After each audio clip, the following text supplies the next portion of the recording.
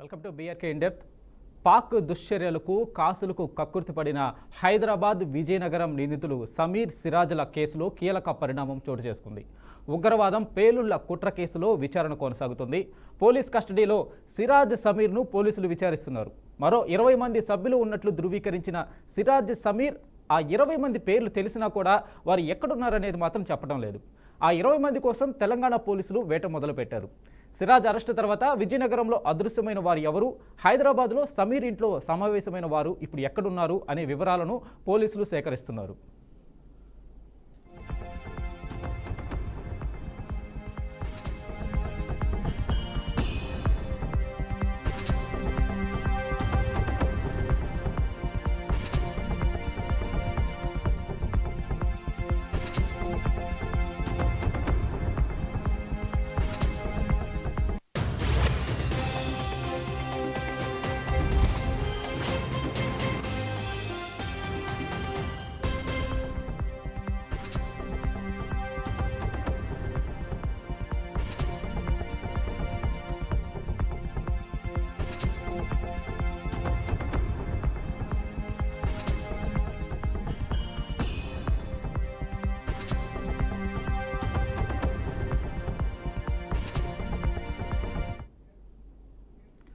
Bomb పేలుళ్లకు కుట్ర పన్నిన సూత్రధారి సిరాజేనని, దేశవ్యాప్తంగా 7 రాష్ట్రాల్లో బాంబు పేలుళ్లకు వ్యూహరచన చేశాడని నేషనల్ ఇన్వెస్టిగేషన్ ఏజెన్సీ ఎన్ఐఏ విచారణలో తేలినట్టు సమాచారం. ఉగ్రవాద భావజాలం, పేలుడు పదార్థాలు కలిగిన హైదరాబాద్కు చెందిన సమీర్, విజయనగరం జిల్లా ఆబాద్ వీధికి చెందిన సిరాజ్ ఉర్ఫ్ రెహమాన్ను ఈ నెల 16న కౌంటర్ ఇంటెలిజెన్స్ అధికారులు అరెస్టు చేసిన విషయం తెలిసిందే. ఇక కోర్టు ఆదేశాల మేరకు వీరిద్దరిని వారం రోజులు పోలీసులు కస్టడీకి తీసుకున్నారు. విజయనగరం పోలీస్ ట్రైనింగ్ కళాశాలలో ఎన్ఐఏ, స్థానిక పోలీసు అధికారులు విచారణ జరుపుతున్నారు.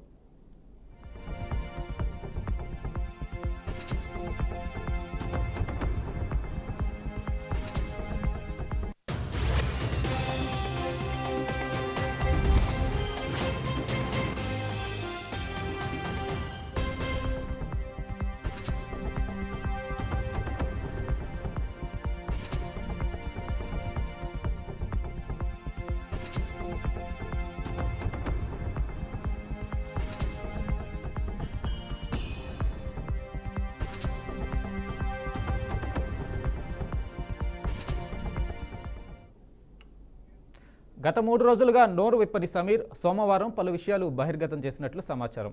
పేలుళ్లకు పథకరచన చేసింది సిరాజేనని చెప్పినట్టు తెలుస్తుంది. అహీం గ్రూపునకు అడ్మిన్ కూడా సిరాజ్ అని, అతనితో పాటు మరో 20 మంది క్రియాశీలక సభ్యులు ఉన్నారని చెప్పినట్లు సమాచారం. సౌదీలో పూర్తి స్థాయిలో శిక్షణ పొందిన సిరాజ్ హైదరాబాద్లో ఉంటూ తరచూ సౌదీతో పాటు ఓమెన్ దేశాలకు వెళ్లినట్టు ఎన్ఐఏ గుర్తించింది.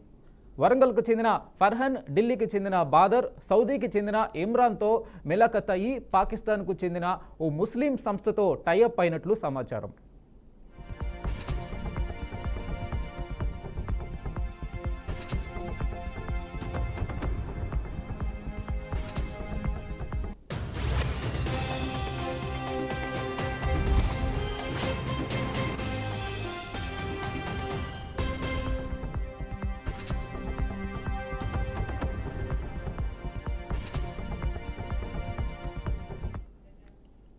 ఇక ఇదే అంశంపై మనతో మాట్లాడడానికి ఎక్స్ మేజర్ శివకరణ్ గారు ఉన్నారు, ఆయనతో మాట్లాడదాం.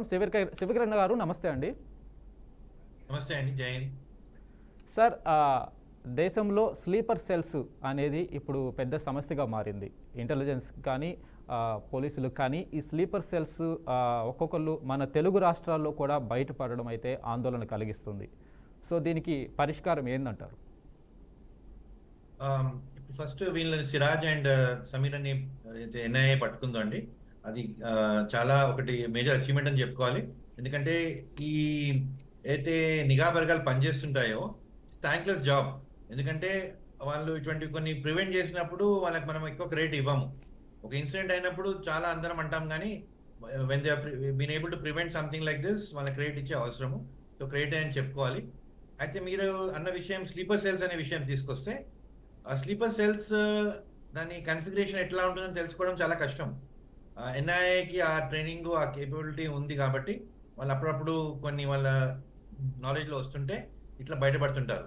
కానీ స్లీపర్ సెల్స్ అన్న దాని పేరే స్లీపర్ సెల్ కాబట్టి అది అటెన్షన్లకు రాదు, క్వైట్గా ఉంటారు. ఎవరైతే ఇట్లా టెర్రరిస్ట్ ఉద్దేశంతో డిస్ట్రక్షన్ కేవస్ క్రియేట్ చేసుకున్నారో వాళ్ళు దీన్ని చాలా రోజుల నుంచి ఒక విధంగా నర్చర్ చేస్తుంటారు. కాబట్టి స్లీపర్ సెల్స్ రాకుండా ఉండాలి, కాకుండా ఉండాలి అంటే సర్వేలెన్స్ మనము పెంచాల్సి వస్తుంది. ఈ పోలీస్ అన్నది ఇంటెలిజెన్స్ నెట్వర్క్ పెంచాల్సి వస్తుంది. ప్రతి ఏరియాలో ఇప్పుడు మనటువంటి దేశంలో ఏరియాలో ఎక్కడైనా కొత్త వాళ్ళు వచ్చినప్పుడు కానీ కొత్త యాక్టివిటీ వచ్చినప్పుడు కానీ ఇప్పుడు ఈ సిరాజ్ సమీర్ కూడా తెలుస్తుంది ముందుకు ముందుకు వాళ్ళు ఎక్కడ ఉన్నారు, రెంట్ మీద ఉన్నారా, ఇక్కడ ఆ ప్రాంతం వాళ్ళ నేటివ్సా అన్న విషయాలు కూడా బయటపడాలి. అప్పుడు ఒక ప్యాటర్న్ దానికి అర్థమవుతుంది అనమాట. అయితే ఆ స్లీపర్ సెల్స్ ఎట్లా ఎస్టాబ్లిష్ అవుతుంటాయి, వాటికి వాళ్ళ కదలికలు ఎట్లా ఉంటాయి అవి తెలుసుకున్నప్పుడు ఆ ప్యాటర్న్ మనం డిటెక్ట్ చేయగలగాలి. ఇప్పుడు టెక్నాలజీ కూడా మనకు అవైలబుల్ ఉంది. ఆ టెక్నాలజీ తోటి మనము యాక్చువల్గా ఈ స్లీపర్ సెల్స్ని ప్రివెంట్ చేయొచ్చు. కానీ దీనికి బాగా అలర్ట్నెస్ కావాలి. చాలా పరిస్థితులు ఏమవుతుందంటే ఒక విధంగా మనము కంప్లసెంట్ అయిపోతాం. నార్మల్గా ఒక ఏరియాలో చాలా జనాభా ఉన్న ఏరియాలు చూస్తే కొంతమంది కొత్తగా వస్తారు, రెంట్కి వస్తారు, ఉంటారు, మనం ఎక్కువ పట్టించుకోము. కానీ అది ఆ పట్టించుకునే పరిస్థితికి రావాలి. అదే అట్లనే టెక్నాలజీ కూడా తెలుస్తుండాలి. ఇప్పుడు నార్మల్ ఇటువంటి పరిస్థితుల్లో వీళ్ళు ఇప్పుడు మ్యాజిక్ ల్యాంటర్న్ అనే ఒక కమ్యూనికేషన్ ఏదో వాడినారని తెలుస్తుంది. కొన్ని అవి మన ఇంటెలిజెన్స్ వర్గాల స్కిల్ బయట ఉంటాయన్నమాట. కాబట్టి టెక్నాలజీని అప్గ్రేడ్ చేసుకోవాలి, రెగ్యులర్ సర్వేలెన్స్ ఉండాలి. ఇప్పుడు పెట్రోలింగ్ కార్స్ ఉంటాయంటారు కదా, అవన్నీ చూస్తుండాలి. కొన్ని పాయింట్స్లో ఎట్లయినా వీళ్ళు బయటికి రావాల్సి వస్తుంది. కాబట్టి ఒక అలర్ట్గా ఉంటే స్లీపర్ సెల్స్ని చాలా మటుకు కనుక్కోవచ్చు. కానీ ఎంతైనా చాలా కష్టమైన పని అండి. That's what I have to say. Sir ఇప్పుడు మనకు విజయనగరంలో ఒక స్లీపర్ సెల్ ఒక వ్యక్తి సిరాజ్ దొరకడం జరిగింది. హైదరాబాద్లో సమీర్ అనే వ్యక్తి దొరకడం జరిగింది. ఇలా దేశవ్యాప్తంగా చాలా ప్రాంతాల్లో ఇలాంటి వారు ఉంటారు. సో వీరు ఎలా కమ్యూనికేట్ అవుతారు అంటే పోలీసులకు దొరకకుండా కానీ ఇంటెలిజెన్స్ దొరకకుండా కానీ ఎలాంటి టెక్నాలజీ వాడతారు అంటే పోలీసులు ఆ టెక్నాలజీని ఏదైతే ఉందో దాన్ని పట్టుకొని వాళ్ళని పట్టుకునే అవకాశం ఎంతవరకు ఉంటుంది డీకోడ్ చేసి టెక్నాలజీ? చాలా చోట్ల ఉండదండి ఇది. వాళ్ళు ఉంటారు కానీ చాలా చోట్ల చెప్పలేము. నార్మల్గా మన కంట్రీలో కమ్యూనిటీ స్ట్రెంగ్త్ బాగా ఉంటుందండి. నార్మల్గా ఏదైనా అండి మీరు రిలీజన్ ఏదైనా కానివ్వండి, మన కమ్యూనిటీ నెట్వర్క్ బాగా స్ట్రాంగ్గా ఉంటుంది. ఎక్కడైనా కొత్తగా ఎవరైనా వచ్చి ఇట్లా కొంచెం మనకు సస్పిషన్ వస్తే ఇప్పుడు హైదరాబాద్ లాంటి ప్లేస్లో పీస్ కమిటీస్ అని చాలా ఉన్నాయండి. ఆ పీస్ కమిటీస్ ద్వారా మనకు తెలుస్తుంటుంది అనమాట. ఎవరైనా ఇటువంటి వాళ్ళు వచ్చినప్పుడు ఎక్కడైనా కొన్ని రోజుల నుంచి వాళ్ళ ఆచూకీ సరి తెలియనప్పుడు కొత్తగా వచ్చి బయటికి రాకుండా అటువంటి ఏమైనా కార్యకలాపాలు చేస్తుంటే గుర్తుపడతారు. తెలిసిన తర్వాత పోలీస్కి ఇన్ఫర్మేషన్ ఇవ్వడం కానీ జరుగుతుంది. కానీ టెక్నాలజీ పరంగా మీరు ఇప్పుడు అన్నట్టు lot of technology coming about. ఇప్పుడు డార్క్ నెట్ అంటాము, ఇప్పుడు వీళ్ళు ప్రయోగించిన మ్యాజిక్ ల్యాంటర్న్ అంటున్నారు. ఈ కమ్యూనికేషన్ మెథడాలజీస్ కూడా ఇప్పుడు వాట్సాప్లో కూడా చాలాసార్లు ఎన్క్రిప్టెడ్ ఉంటాయంటారు. సో ఇవన్నీ చేస్తున్నప్పుడు పోలీసులకు కూడా వాళ్ళ టెక్నాలజీ అప్గ్రేడ్ చేసుకునే అవసరం చాలా ఉంది. కానీ ఇప్పుడు పోలీస్ ప్రక్రియలో టెక్నాలజీ అప్గ్రేడ్ చేసుకోవాలి, కొనుక్కోవాలి, కొత్త గ్యాడ్జెట్స్ కొనుక్కోవాలి, వీళ్ళని హైర్ చేసుకోవాలి, టెక్నాలజీ వాళ్ళని ఐటీలో వాళ్ళకు నేర్పున్న వాళ్ళని హైర్ చేసుకోవాలంటే ఒక పెద్ద ప్రాసెస్ ఉంటుంది. అదే ఈ స్లీపర్ సెల్ టెర్రరిస్ట్ సెల్ చాలా ఈజీ అనమాట. ఎక్కడైనా ఏమైనా చేసుకోవచ్చు. వాళ్ళు టెక్నాలజీని నెగటివ్ దాంట్లో వాడుతున్నారు. కాబట్టి ఒకటేమో మనము అప్గ్రేడ్ చేసుకుంటూ షుడ్ కీప్ ఏ వాచ్. అయితే టెక్నాలజీ పరంగా only technology cannot contribute. Technology దాంట్లో ఏం చేయలేదు. మీది ఈ కేసులో చూస్తే కూడా వాళ్ళ ప్రాంతాలలో కొన్ని సిటీస్లో కొన్ని స్పాట్స్లో టెర్రరిస్ట్ అటాక్స్ ప్లాన్ చేస్తుంది, బాంబ్ బ్లాస్ట్ ఏదో రెక్కీ కూడా చేయడం జరిగింది. సో అలాంగ్ విత్ కమ్యూనికేషన్ ఫిజికల్గా కూడా వాళ్ళ రోల్ ఉంటుంది, రెక్కీస్ ఈ ప్యాటర్న్స్ ఉంటాయి. రెండు కలిపితేనే అటువంటివి వీళ్ళు చేసే పనులు సరిగా అంటే చేయగలుగుతారు. కాబట్టి ఎక్కడెక్కడ పట్టుబడతారు. అలర్ట్గా ఉంటే టెక్నాలజీని కూడా మనం పసిగట్టచ్చు. ఫిజికల్ మూవ్మెంట్స్ కూడా ప్యాటర్న్స్ ఐడెంటిఫై చేసి ఎక్కడైతే స్లీపర్ సెల్స్ ఉన్నాయో చేయొచ్చు. తర్వాత ఇప్పుడు మనకు అడ్మినిస్ట్రేషన్గా మనం టిపికల్గా ఏమంటామంటే మన వార్డ్స్ ఉంటాయి సిటీస్లో. ఇప్పుడు విజయనగరం కానివ్వండి, హైదరాబాద్ కానివ్వండి, ఆ వార్డ్స్లో ఎక్కడెక్కడైతే కొన్ని ఏరియాస్ బిజినెస్ యాక్టివిటీ ఉండొచ్చు, ఏమైనా ఉండొచ్చు, క్వైట్గా ఉన్నాయో, ఏదో చాలా రోజుల నుంచి సరిగ్గా బిజినెస్ కావడం లేదు అయినా కూడా వాళ్ళు సస్టైన్ చేస్తున్న అటువంటి వాటిని మనం చూస్తుండాలి. అండ్ ఐఎమ్ ష్యూర్ మన పోలీస్ ఏజెన్సీస్ కూడా ఉంటాయి. కానీ పోలీస్ ఏజెన్సీస్ మీద ప్రెషర్ వేయద్దండి. పోలీస్ ఏజెన్సీస్కి వేరేవి బందోబస్తు ఆ పనులు పెట్టద్దు ఎక్కువ.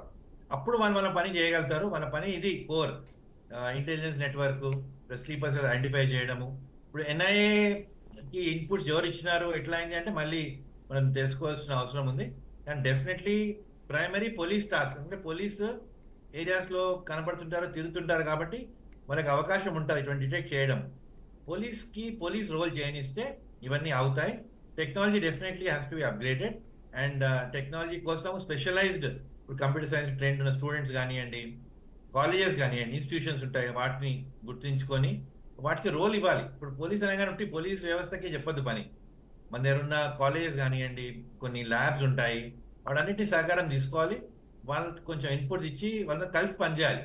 You have to have trusted agencies, ఎవరి మీద నమ్మకంగా మనం పనిచేయొచ్చో వాళ్ళ నుంచి ఇన్పుట్ తీసుకోవాలి. అండ్ ఇటువంటివి కాకుండా చూడాలంటే టెక్నాలజీ, ఫిజికల్గా ఆన్ ద గ్రౌండ్, ఈ కాంబినేషన్ ఆఫ్ ద కమ్యూనిటీ, ఇవన్నీ అవసరం. సార్, ఏదైతే సిరాజ్ సమీర్ల విచారణలో సిరాజ్ అనేది ఏ విషయం బయట పెట్టకపోవడం, సమీరు కొంత సమాచారం ఇవ్వడం అయితే తెలుస్తూ ఉంది. అంటే ముఖ్యంగా వీళ్ళిద్దరితో పాటు ఇంకొక 20 మంది ఒక గ్యాంగ్గా ఉన్నారు అని చెప్పేసి సమాచారం ఇవ్వడం జరిగింది. కానీ ఆ 20 మంది ఆచూకీ మాత్రం చెప్పడం లేదు. సో ఆ 20 మందిని పట్టుకోవడానికి ఎలాంటి ప్రయత్నాలు చేస్తారు? పట్టుకునడానికి అవకాశం ఉందా? లేకపోతే ఆ 20 మంది వల్ల చాలా ప్రమాదం సంభవించే అవకాశం ఉంటుంది కదా? డెఫినెట్లీ అండి. ఇప్పుడు ఇద్దరిని పట్టుకున్నప్పుడు మీరు అన్నట్టు ఇంకో 20 మంది కూడా ఇన్వాల్వ్ ఉన్నారని చెప్తున్నారు. మెసేజ్ అంటే న్యూస్లో తెలుస్తుంది, ఇన్ఫర్మేషన్ వస్తుంది.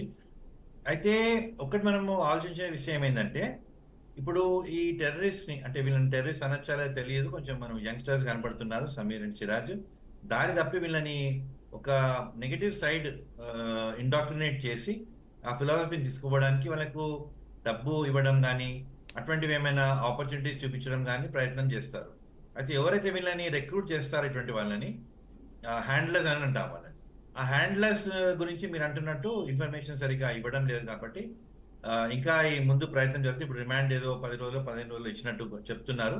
దాంట్లో డెఫినెట్లీ తెలుస్తుంది. కానీ it's a big network. Finally మీరు అన్నట్టు వీళ్ళిద్దరి మధ్యలోనే ఉండదు.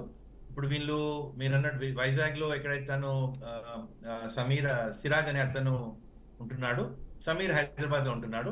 అక్కడ వాళ్ళ కదలికలతోటి ఎవరెవరితో కలుస్తున్నారో అవి తెలుసుకోవాలి. అప్పుడు డెఫినెట్గా ఆ 20 మంది ఇంకెవరైతే ఉన్నారో ఆ ఇన్పుట్స్ తెలుస్తుంది. అండ్ వాళ్ళని పట్టుకోవడానికి ఇంకా లింక్స్ తెలవాలి. వీళ్ళ ఫ్యామిలీ మెంబర్స్తో కూడా, వీళ్ళ family members plus mobile phone links, వేరే వేరే విధాలు చాలా ఉంటాయండి. ఇన్వెస్టిగేట్ ఏజెన్సీస్కి టెక్నాలజీ ఇప్పుడు అవైలబుల్ కూడా ఉంది. వాళ్ళ ఫోన్లో ఎవరితో మాట్లాడుతున్నారు, ఎవరితో కలిసేది, కొన్ని మంది దగ్గర CCTV కెమెరాలు కూడా ఉంటాయి. ఎన్ని రోజులు అక్కడ ఉంటున్నారు, వాళ్ళ పరిచయాలు ఎవరివి, ముందు ఎక్కడ ఉన్నారు, ఇవన్నీ ఇన్వెస్టిగేట్ చేసి డెఫినెట్లీ ఎక్కడైనా లింక్స్ దొరుకుతాయి. ఆ లింక్స్ తోటి ఆ 20 మంది పేర్లు కూడా తప్పకుండా బయటపడతాయి. It's only matter of time. ఇప్పుడు వాళ్ళ పేరు చెప్పడం లేదన్న దానికి ఒకటి ఏంటంటే మరి భయపడుతుంటారు. ఇప్పుడు ఎవరైతే వీళ్ళని హ్యాండ్లర్స్ అయితే అంటారో, వీళ్ళని ఇట్లా టెర్రరిస్ట్ యాక్టివిటీస్లకు తీసుకొస్తారో, వాళ్ళు ఏం చేస్తారంటే వీళ్ళ ఫ్యామిలీస్ని అందరినీ బెదిరించి పెడతారు, బ్లాక్మెయిల్ చేస్తుంటారు. కాబట్టి తొందరగా ఇన్ఫర్మేషన్ ఇవ్వడం అంత ఈజీ కాదు. కానీ అయినా కూడా కొంచెం మోటివేటెడ్. ద పాయింట్ ఒకటేమో మీరు అన్నారు, కోర్టు ఇప్పుడు ఆర్డర్ ఇచ్చింది 3rd degree టార్చర్ పెట్టద్దు అని చెప్పి. కానీ టెర్రరిస్ట్ యాక్టివిటీస్ ఉన్నప్పుడు police is free to follow any process information తీసుకోవడానికి. కానీ ఒకటి చాలాసార్లు చూసామని మోటివేషన్ కూడా ఉంటుంది. ఇప్పుడు యంగ్స్టర్స్ కాబట్టి వాళ్ళు మోటివేట్ చేసి వాళ్ళు చేసే పని దేశానికి మంచిది కాదు, మీరు తప్పుపట్టిన దారిన పట్టినారు కాబట్టి వాళ్ళని కొంచెము సైకలాజికల్గా మోటివేట్ చేస్తే తప్పకుండా ఆ పేర్లు బయటపడతాయి. దాంతో దేశంలో ఏదైతే టెర్రరిస్ట్ అటాక్స్ అయ్యేది ఉంటే వాటిని ఆపగలుగుతారు, ప్రాణ నష్టం అవుతుంది. కానీ ఇప్పుడు వీళ్ళు పట్టుబడంగానే ఏమవుతుందంటే అందుకు ఈ యాక్టివిటీ కొన్ని రోజులు తక్కువ అవుతుంది. ఇప్పుడు ఇమీడియట్లీ తొందరగా వాళ్ళు యాక్ట్ కారు. ఆ కోణంలో వీళ్ళు దర్యాప్తు ముందుకు పోవాలి. ఈ సిరాజ్ సమీర్లకు మనకి ఏం చెప్పాలంటే, మీరు చేసే పని టోటలీ కరెక్ట్ కాదు, ఇన్ని జాగాలలో ప్రాబ్లమ్స్ అయ్యేది, ప్లస్ ఇంతమందికి ప్రాణ నష్టం అయ్యేది, అండ్ దానికి అంత రెస్పాన్సిబిలిటీ వీళ్ళది ఉంటుంది. కాబట్టి రెస్పాన్సిబిలిటీ వీళ్ళ మీద వేస్తే వాళ్ళు తొందరగా మనకు పేర్లు చెప్తారు. అండ్ ఈ ఇంటెలిజెన్స్ మీద ఫాస్ట్గా యాక్ట్ కావాలి. ఇప్పుడు వాళ్ళు ఇచ్చిన ఇన్ఫర్మేషన్ ఇప్పుడు ఇంతకుముందు వాళ్ళు హైదరాబాద్లోనో వైజాగ్లో ఉండేది, ఇప్పుడు మళ్ళీ అక్కడికి వెళ్తే మీకు ఎవరు దొరకరు. కాబట్టి బాగా అలర్ట్గా ఫాస్ట్గా నెట్వర్క్ చూసుకోవాలి అండ్ రెస్పాండ్ కావాలి. ఇమీడియట్లీ ఏమైనా ఇన్ఫర్మేషన్ వచ్చినప్పుడు రెస్పాండ్ కావాలి. వాళ్ళు తెలిసిన ఫ్రెండ్స్ కానివ్వండి, నెట్వర్క్, ఫ్యామిలీ మెంబర్స్ని అందరినీ ఇన్వెస్టిగేట్ చేసే అవసరం ఉంది. వాళ్ళ బ్యాంక్ అకౌంట్స్, ఒక రిపోర్ట్లో ఉంది, వాళ్ళ బ్యాంక్ అకౌంట్స్ 42 లక్షల రూపాయలు జమ అయి ఉన్నాయని వాళ్ళ ఫ్యామిలీ మెంబర్స్ అకౌంట్స్లో. ఆ డిపాజిట్ ఎక్కడెక్కడి నుంచి వచ్చినాయి, ఏ ఇక్కడి నుంచి లోకల్గా ట్రాన్స్ఫర్ అయినాయా, ఏ అకౌంట్ నుంచి వచ్చినాయి, ఎవరిని ట్రాన్స్ఫర్ చేస్తున్నారు, డెఫినెట్లీ అవన్నిటితోటి ఇన్ఫర్మేషన్ బయటపడుతుందండి. అండ్ ఒక ఇంటెలిజెంట్ ఆపరేషన్ చేస్తే ఇవన్నీ తెలుసుకోవడం పెద్ద కష్టమేమి కాదు. ఆ కొన్ని పేర్లు తెలుసుకున్న తర్వాత వీళ్ళ మీద ప్రెషర్ వేయచ్చు. అప్పుడు చేసుకుని మాకు తెలిసిపోయింది అన్నప్పుడు వీళ్ళే ఇంకా పేర్లు బయట పెడతారు. బట్ ఎంతైనా మన యంగర్ యూత్ ఇటు దారి వెళ్తుంటే అది ఒక మన సమాజానికి కరెక్ట్ మెసేజ్ కాదనిపిస్తున్నది. కొంతమంది ఎందుకు అటు సైడ్ వెళ్తున్నారు అన్నది మనం కూడా ఆలోచించాలి. అన్నట్టు కాకుండా ఉద్యోగ అవకాశాలు, చదువు అవకాశాలు మనకి చేయగలిగితే బెటర్ ఉంటుంది. బట్ ఇప్పుడున్న పరిస్థితుల్లో స్ట్రిక్ట్గా డీల్ చేసి ఆ 20 మందిని పట్టుకోవడానికి ప్రయత్నం చేయాలి. అని చేయగలుగుతారు కూడా. ఎందుకంటే బ్యాంక్ అకౌంట్ డిపాజిట్స్ ఉన్నాయి, వీళ్ళ కదలికలు ఉన్నాయి, ఫోన్ కన్వర్జేషన్స్ ఉంటాయి, ప్లస్ ఆ మ్యాజిక్ ల్యాంటర్న్ అని కమ్యూనికేషన్ మెథడాలజీ ఉంది. ఇవన్నీ త్రూగా but you need smart policing. పోలీసులు కూడా స్మార్ట్గా ఉండాలి, వాళ్ళు దీన్ని చేయగలగాలి. ప్లస్ కొంచెం ఫ్రీడమ్ ఇవ్వాలి. సమ్వేర్ పోలీస్ నెట్వర్క్లో కూడా అన్ని అప్రూవల్స్, శాంక్షన్స్ కోసం వెయిట్ చేయకుండా తొందరగా గ్రౌండ్లో యాక్ట్ చేసేటుంటే రిజల్ట్స్ కనపడతాయి. సార్ మీరు అన్నట్టు అంత తొందరగా ఏదైతే వర్క్ చేయకపోతే 7 ప్లేసెస్లో బాంబులు పెట్టడానికైతే మేము ప్రయత్నించామని చెప్పేసి వారు చెప్పడం జరిగింది. సో ఆ 7 ప్లేసెస్లో బాంబులు పెట్టడానికి ప్రయత్నించినప్పుడు మిగతా 20 మంది పోలీసుల ఆచూకీలో మిగతా 20 మంది లేనప్పుడు వాళ్ళు యాక్టివ్గా ఉంటే ఆ ప్లేసెస్లో ఎక్కడైతే టార్గెటెడ్ ప్లేసెస్లో బాంబులు పెట్టాలనుకున్నప్పుడు వాళ్ళు యాక్టివ్గా ఉంటే చాలా ప్రమాదకరం కదా. అవునండి, తప్పకుండా తప్పకుండా ప్రమాదమే.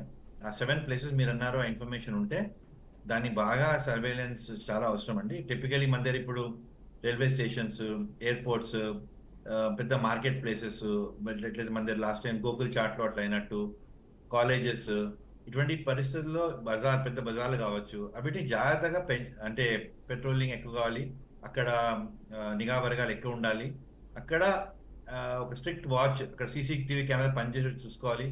ఏమైనా ప్యాటర్న్ మారితే దాన్ని మనం పట్టుకోవడానికి ఉండాలి. అండ్ ఆ ప్యాటర్న్ స్టడీ చేస్తుండాలి. ఈ నెక్స్ట్ అంటే ఎప్పుడు ఉండాలి, కానీ ఈ మధ్యలో నెక్స్ట్ ఒక 1 or 2 months బాగా దాని గురించి మనం వాచ్ పెట్టగలిగితే తెలుస్తుంది అనమాట. అయితే ఆ ఎడిట్లో కూడా మనకు అట్లీస్ట్ కొన్ని అయినా మనకు ఫస్ట్ ఫేజ్ వైజ్ ఇన్ఫర్మేషన్ రాగలిగితే ఆ ఇన్ఫర్మేషన్ తోటి వేరే వాటి గురించి తెలుస్తుంది. అయితే దిస్ ఇస్ నాట్ సమ్వేర్ ఇప్పుడు మీరు అన్నట్టు వీళ్ళిద్దరు ప్లస్ నెట్వర్క్ 20 people, ఇది ఒక కోఆర్డినేటెడ్ ఆపరేషన్ కనబడుతుంది. ఏ లొకేషన్ సపరేట్ కాకుండా కలిసి పనిచేస్తున్నారు వీళ్ళు.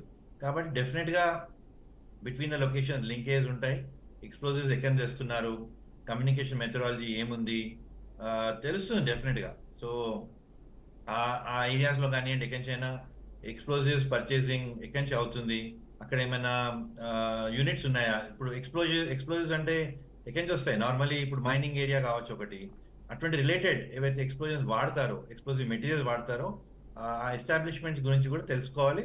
దాని మీద అడగాలి వాళ్ళతోటి, ఎక్కడి నుంచైనా ఎక్స్ప్లోజివ్స్ కెమికల్స్ ఎక్కువ పర్చేజ్ ఈ మధ్యలో అవుతే ఏ విధంగా అనేది తెలుసుకోవాలి.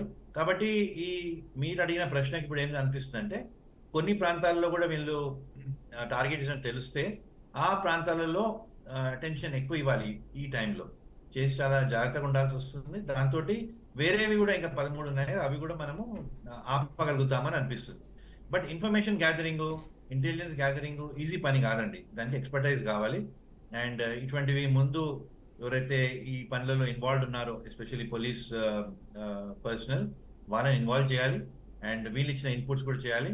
ఇంకోటి ఏంటంటే, ఇంకోటి అనుకునే విషయం అంటే పద్ధతులు మారుతున్నాయి. ఇప్పుడు ముందు చేసిన విధంగానే ఈసారి కూడా చేస్తా అనుకోలేము. ఒకప్పుడు సైకిల్ బాంబ్స్ అనేది, కార్లలో బాంబులు పెట్టేది, టిఫిన్లలో బాంబులు పెట్టేది. ఇప్పుడు టెక్నాలజీ వాడుతుంది కాబట్టి మనము కొత్తగా ఒక కొత్త యాంగిల్ తోని వీళ్ళని చూడాలి. సార్ శివకిరణ్ గారు అయితే వీరిద్దరూ చెప్పిన సమాచారం ప్రకారం ఐఈడీల పేలుడు పదార్థాలు ఉపయోగించబోతున్నట్లుగా అయితే వాళ్ళు సమాచారం ఇవ్వడం జరిగింది. అంటే ఈ ఐఈడీల పేలుడు పదార్థం అంటే వాటి ఎఫెక్ట్ ఎలా ఉంటుంది? ఐడి అంటే improved explosive device. So improvised explosive device అంటాం. అంటే ఎక్స్ప్లోజన్ మెటీరియల్ ఉంటుంది. ఐడి అంటే దేంటైనా పెట్టచ్చు, ఒక టిఫిన్ బాక్స్లో పెట్టచ్చు, ఒక పూల కుండీలో పెట్టచ్చు, ఒక కార్లో పెట్టచ్చు, స్కూటర్ డిక్కీలో పెట్టచ్చు. సో ఆ ఎక్స్ప్లోజివ్ని ఉన్న మన పరిసరాల్లో ఉన్న ఏదైనా వస్తువుని వాడి దాన్ని ఇంప్రూవైజ్ చేయడం అనమాట. కాబట్టి దీనికి వాళ్ళకు కొంచెం అంటే వీళ్ళందరికీ ట్రైనింగ్ అటువంటివి ఇచ్చి ఉండొచ్చు, దాంతో వాళ్ళు ఈ పనులు చేయగలుగుతారు. అయితే ఎప్పుడైనా అంటే ఇప్పుడు మనం చేసే పరిస్థితి ఏముంటుందంటే, ఒక దగ్గర ఏమైనా స్కూటర్ చాలా సేపు నుంచి పార్క్డ్ ఉందనుకోండి, దాన్ని మనం ముట్టుకోవద్దు. మనము ఓకే. పోలీస్ ఏజెన్సీస్‌కి ఇన్ఫార్మ్ చేయాల్సొస్తది. అదేవిధంగా ఏదైనా వస్తువు కొన్ని రోజుల నుంచి అక్కడే పడుంటే దాని గురించి అటెంటివ్‌గా ఉండాలి. సో, శానిటేషన్ విభాగం ఏదైతే ఉంటుందో మన సిటీలో అవి కూడా జాగ్రత్తగా ఉండాలండి. రైట్. ప్లస్ రైల్వే దగ్గర, పోలీస్ స్టేషన్, ఎయిర్‌పోర్ట్స్, రద్దీ ప్రాంతాలు ఉంటాయి చూడండి. అక్కడ బాగా కొంచెం సర్వేలెన్స్ పెరిగితే ఇవన్నీ మనం పట్టుకునే అవసరం రైట్. రైట్. తెలుస్తుందండి. రైట్. థ్యాంక్ యూ శివకరణ్ గారు మీ థ్యాంక్ యూ విశ్లేషణ అండి. అందించినందుకు. Thank you so much sir. So so దేశంలో స్లీపర్ సెల్స్ ప్రమాదం ఎక్కువగా పొంచి ఉన్నట్టుగా తెలుస్తుంది. ముఖ్యంగా తెలుగు రాష్ట్రాల్లో కూడా స్లీపర్ సెల్స్ ఒక 20 మందికి పైగా ఇలాంటి వారు ఉన్నట్లుగా అయితే ఎన్ఐఏ గుర్తించింది. సో వీరిని అదుపులోకి తీసుకోవడానికి ఎన్ఐఏ ప్రయత్నిస్తూ ఉంది. సో ఇలాంటి వాటికి కొంచెం ప్రజలు కూడా అప్రమత్తంగా ఉండాలని బీఆర్కే న్యూస్ చెబుతూ ఉంది. సో ఇది వాటి BRK in depth. Keep watching BRK news.